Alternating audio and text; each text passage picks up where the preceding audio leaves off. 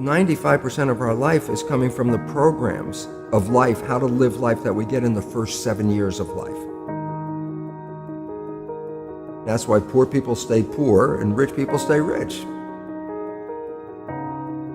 The movie The Matrix is not science fiction. It's a documentary.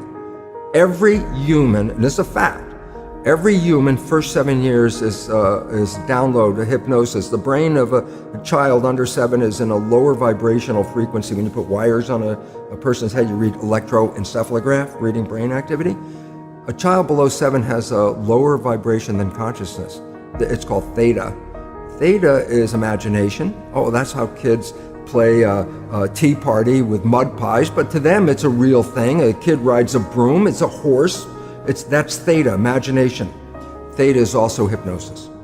And the idea is this: before you can become conscious, if you don't have any programs, what are you going to be conscious of? So nature makes the first 7 years. What kind of programs are required to live on this planet? I say, how do you get them? Theta is hypnosis. You just watch. You watch your parents, you watch your siblings, and your community, because you have to learn how many 100,000 rules. Think about it. Just to be a functional member of a family and a functional member of a community, there are rules. Teach an infant these rules. I say, oh, you don't have to.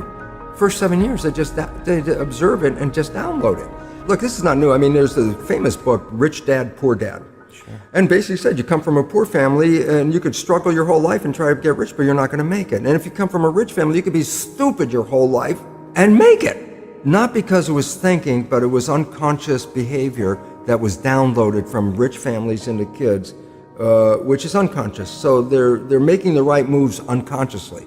If they engage their conscious mind, then they look stupid, but it's unconscious. And that's the same thing with poor people.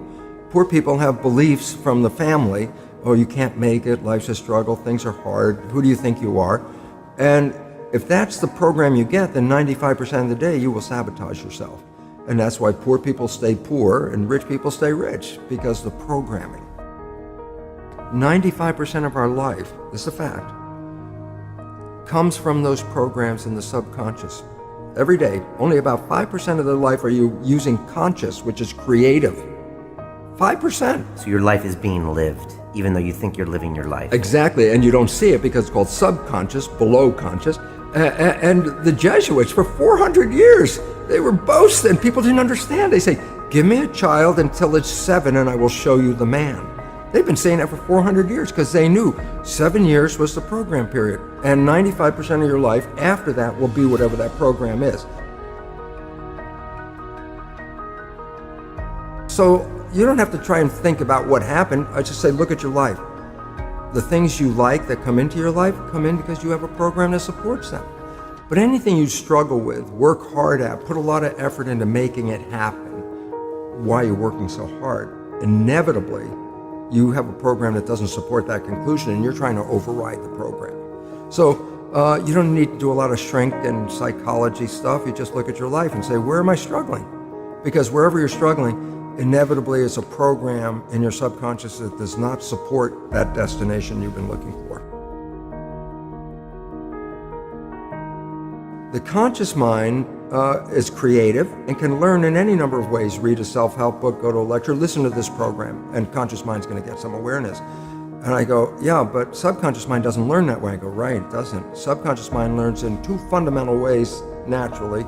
Hypnosis, which is the first 7 years. And after age 7, how do you put new programs in? Repetition, practice. You want to drive a car, you didn't learn how by just getting in the seat and put the key in. You had to practice driving the car. You want to learn the alphabet. How many times did you go from A to Z? Try to go to A to Z before you can complete it. And once you completed it, you didn't have to go back and do it again. So 2 phases. You want to train the subconscious mind, hypnosis, repetition.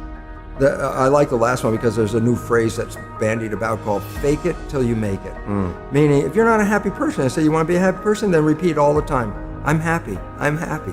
I say, well, you don't look happy or anything. I say, no, who am I talking to?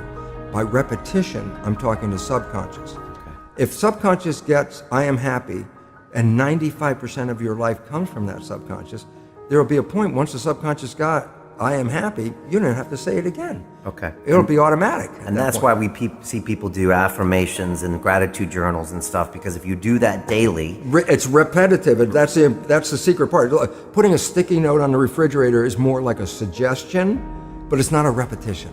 So it doesn't work very well.